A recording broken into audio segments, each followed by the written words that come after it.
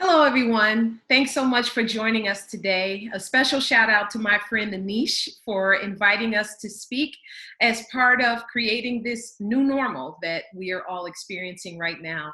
I'd also like to thank the two women that have joined me today, Melissa Connelly from OneGoal and Aimée Eubanks Davis from Braven. I'm not only a supporter of the two organizations that they represent and the amazing work that they do on a daily basis, but I'm also a huge fan of these two women as individuals. I'm so proud of the leadership that they exhibit on a constant basis, and I secretly want to be like them when I grow up. So I'm just really glad to have the opportunity to speak with them today. Part of the reason I'm such a strong supporter of both of their organizations is because they fill a very critical need in the education ecosystem, not just here in Chicago, but across the nation. The U Chicago Consortium on School Research gave us all tools to use to figure out how to increase graduation rates from high school many years ago. We figured that out, and now our graduation rates are some of the highest in the nation, but there's still work to be done.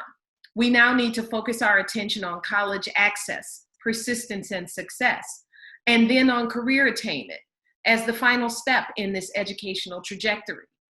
OneGoal does that so well in the college access, persistence, and success space, and then Bravin does an amazing job in the career attainment space for our students. And so with that, I'm excited to talk to them today about their experience as TFA alums and then as leaders within this ecosystem. So first of all, seeing that you're both TFA alums, can you tell us, we'll start with you, Melissa, what part of your Teach for America journey feels the most relevant to how you're leading today? It's such a great question, and it's hard to even talk about any one part because the whole experience changed my life. It changed who I am as an educator, who I am as a mother, and who I am as a citizen and trying to make a better world. I will say that there was something unique about my Teach for America experience in that I was hired by a school that didn't exist yet. So I was a founding team member in my first couple years in the Corps. And if you've ever founded anything, you know that you have to work in an orientation that is collaborative. There's an African proverb that if you want to go quickly, you go alone. If you want to go far, you go together.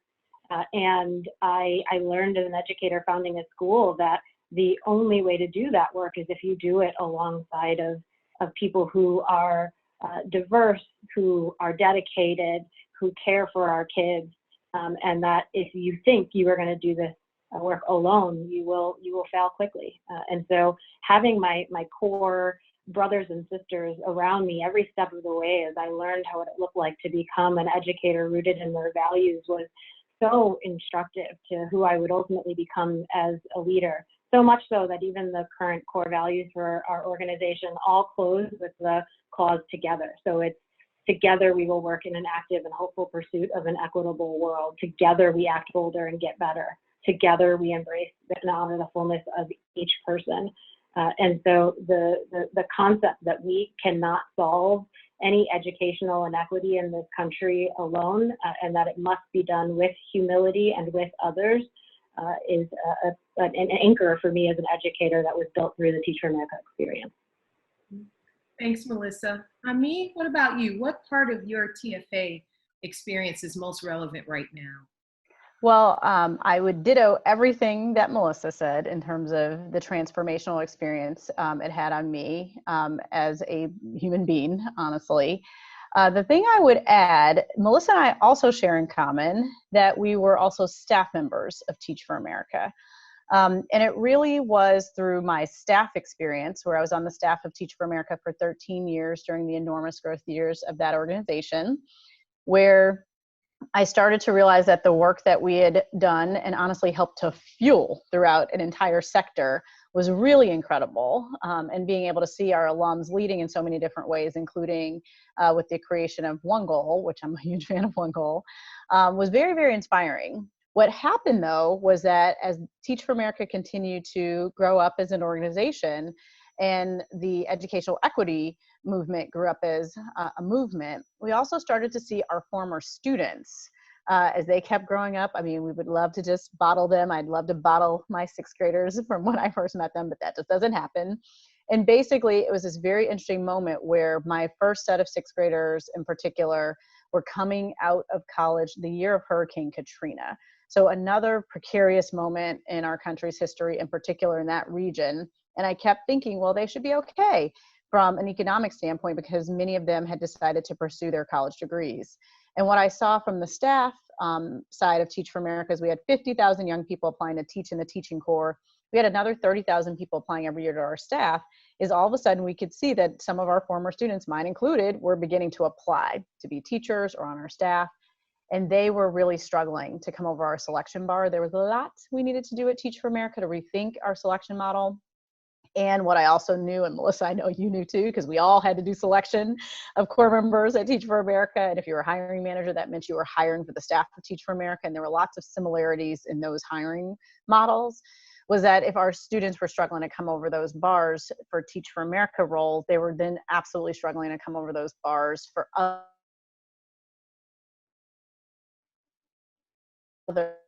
time. And so I would say for me, most salient in my Teach for America experience was actually this realization that all this talent that we'd all been cultivating for years through the K-12 system was then coming into great organizations like OneGoal, persisting through college. And then all of a sudden there was a cliff on the back end when it came to economic attainment and honestly economic mobility. But I honestly just don't think any of us would have recognized that kind of a pattern without Teach for America and without people who really cared about the journey of their students over a lifetime. Yeah. Speaking of students, Melissa, right now, what would you say are some of the misconceptions about the students that you work with every day? How are they misunderstood? There's so many. I mean, and it's hard to not connect this question to the last one. I remember when I was a fifth grade teacher, first year corps member, we were told that it's important to set vision for your classroom, to invest students in this idea that there's a future that maybe they haven't even imagined yet that they could have if they worked hard and if they focused and if they followed through. And so I set up my entire classroom around the theme of college. And so even my behavior system was around, students earning diplomas. And similar to on me, I had the realization later on that that was incredible experience for my students, and yet the reality of what actually how easy it is to actually go through college and end up the other side with a diploma is it's just not true. And we're often telling our students a very different version of how hard it actually is to achieve post-secondary success. And so when I think about what is misunderstood, I think so many people continue to say, if you just work hard, then you can get into college and complete. And that's just not the case. There are systemic barriers that are in front of our students right now that, especially amidst the pandemic that we're all experiencing, are incredible inequities that really push students off the path that they've worked so hard to be on. We have students right now who are supposed to shelter in place but have housing insecurities. We have students right now who are supposed to be seeking payroll protection but are undocumented and therefore do not qualify. We have students right now who have moved back home from dorm rooms into environments that are unsafe. And so, I think a lot of the rhetoric around, everyone should just stay home and wait this out really misses the fact that this crisis impacts the most vulnerable populations disproportionately. And so much of the work we're doing right now is really about ensuring that we can understand the lived reality of our experience amidst this crisis and think beyond just what does it take to get them back in school, but what does it take to ensure that their basic needs are met? What does it take to make sure that they still believe that they are worthy of pursuing advanced education so that we can get back on track once we get into the recovery phase? Melissa, you're so right. I mean, this crisis that we're facing right now is attacking communities of color in particular with a vengeance. and it's difficult under normal circumstances, right, for the students to find their way all the way through to career success, but now it's going to be more difficult than ever. I mean, how are you thinking differently about your low income and first generation students? How are you thinking about helping them transition from college to career in the midst of this COVID-19 crisis? Yeah, it's something that is on our minds every day in the world of Braven. And, to again connect it from OneGoal and the work and the very, very critical work in K-12 and then in college access and persistence, when you get your head around where Braven falls into the continuum, it's towards the end, quote unquote. And it's really towards the end of what you're looking at as a 2-decade long journey, 20 years, right? If you just back up to like pre-K or even kindergarten and you take a student all the way through college, these young people and their families have been working for decades to get to a point of being on the path to the American promise. And this group of students is doing everything right. And so as we think about how to support them during what is going to be a historic, unfortunate economy, we're thinking a lot about how do we help them not only gain the skills around resumes and cover letters, et cetera, but to Melissa's point about people just have no idea that our students just don't even have a network to lean on to get strong jobs. When there was a very strong economy, we saw that being a huge and enormous gap. Well, that will continue to be the case. And all of a sudden, when you can't be out and about networking like typical, then how are we going to help them do that in these new virtual environments that honestly make it tougher? And it was already hard. Now it's even tougher for them. So we're thinking a lot about how to help them build their networks online. We also have a lot of optimism about the group of Americans who are in the millennial and Generation Z world and how much they do still want to know that the country will be built again, because we're going to have to rebuild the country in some very interesting ways that really allows everyone who's worked hard to be in the same starting blocks. So this group of students should not be looking at the starting blocks and wondering how to get in them. They should be getting in those blocks and lining up alongside every other young person who's going to need to navigate this. And so we're thinking a lot about contingency planning. Which, to be honest, before COVID and this pandemic, we weren't thinking as much about that. But now we're really having to work with students to think about, no, what is your plan A, B, C, and D? And how do you springboard from one role to the next? And often those kinds of conversations come from family members and friends who are these mentors and coaches to young people. And our students just don't have that same level of mentorship and coaching, especially on the professional workforce side. So that is one of the big changes that we will make in the world of Braven, in addition to all the artifacts being ready, being even more strategic about building a network. And we really need people who will be watching this to be a part of that network for this group of students, but then also helping students really contingency plan going from their first job and springboarding into others. Thanks, Aimée. So as we think about building contingency plans and the additional levels of trauma that some of our students are facing right now, over and above what other students might be facing, it can bring us down, right? But I know that the work that you all do every day brings so many sources of hopefulness because of the tenacity of these young people, because of their resilience, because of their never give up attitude about everything. Melissa, in light of that, share with us the challenges that you see ahead, but also share with us the hope that you see. Yeah, I mean, I think one of the biggest challenges I see is that we've always been directly trying to address the degree divide, but now are also addressing the digital divide. And so we're working to really figure out how we can close that gap as rapidly as possible is certainly putting a lot of pressure on our staff, on our budget. And so just practically ensuring that students have the basic resources they need to be able to get the continued education that they deserve is really step one. And that step one is not going to be an easy one. I also think, there's a challenge, and oftentimes in moments of economic crisis, people really pull inward and aren't as generous and, aren't as open to seeking out new and interesting ideas and creative solutions. And so, I really hope that this is a moment where people can see that now more than ever, we need support and really be increasingly generous. In terms of what gives me hope, the reality is I met Diamond when she was in 5th grade. I was her reading and math teacher. I taught her 8th grade algebra, and then she became a OneGoal fellow in high school at the same time that I went to OneGoal to work on the post-secondary staff. And this semester she graduates with a social work degree from Purdue. And her job will be working in prison reform. So she's working at an all-male prison and has so much passion and care for what she believes a part of society that has long been lost and underserved and undervalued deserves. And she believes that she can have an impact.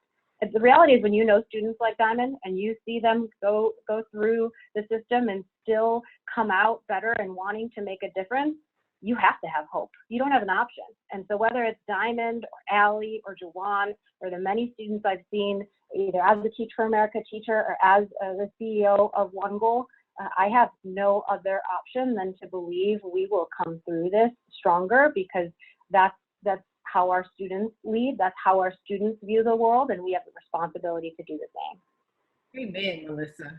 Aimée, what are the challenges you see ahead for the students of Braven, and what hopefulness do you have going forward? Yeah, well, again, I would just ditto everything that Melissa said in terms of some of the challenges that we will absolutely see and that our students will face. And I would say one of the biggest challenges that we're also realizing is, like Melissa said, there's the degree divide, there's the digital divide, and there is also honestly a huge divide in terms of what students get to go to which schools, in terms of the divide around the amount of resources that go into certain schools versus others. And so here in Chicago, we are very, very, very interested in how do we help people understand that the resources of a National Louis University that has many OneGoal students in it, it's where Braven partners, are just nowhere near the level of the resources of the University of Chicago, for example.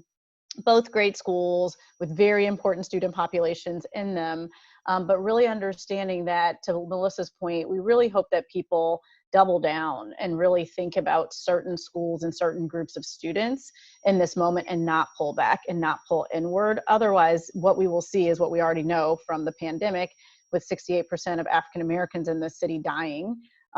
We will see that happen, yet it will be a more quiet death, yet obvious death on the south and the west sides and other vulnerable neighborhoods if you don't see the economic rise in certain parts of our community, and it just hurts us all. And so Melissa just beautifully laid out the student viewpoint for sure.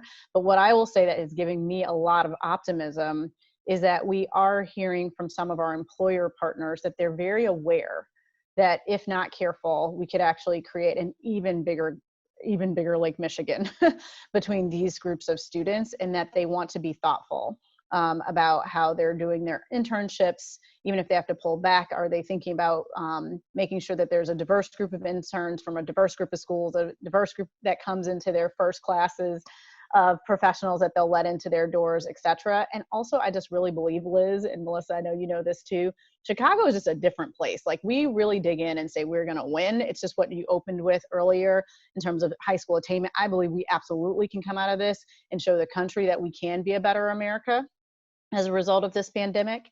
And that's what's giving me a lot of hope, is not only watching the students being their amazing selves, but also beginning to hear from some employers like, we get it, and we want to make sure that as we come out of this, that the Chicago region can look like the best self that it can be.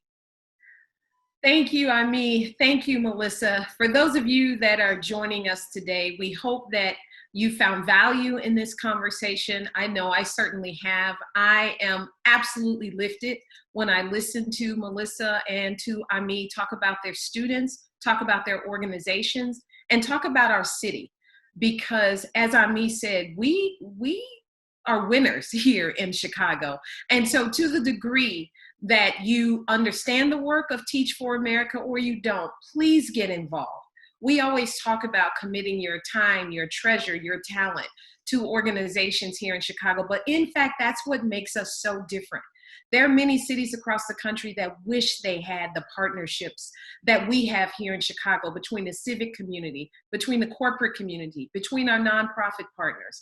And so I urge you to get engaged, understand the challenges that are facing us, and figure out where your gifts are. What are your superpowers that you can contribute to the cause of advancing our young people? I ask you to plug in one way or another, whatever seems manageable to you, but please check out the work of Teach for America, OneGoal, Braven, and the many other organizations that are addressing the needs of the young people in our city today. Thank you again for joining us. Stay safe, stay home, and we will see you again soon. Thank you.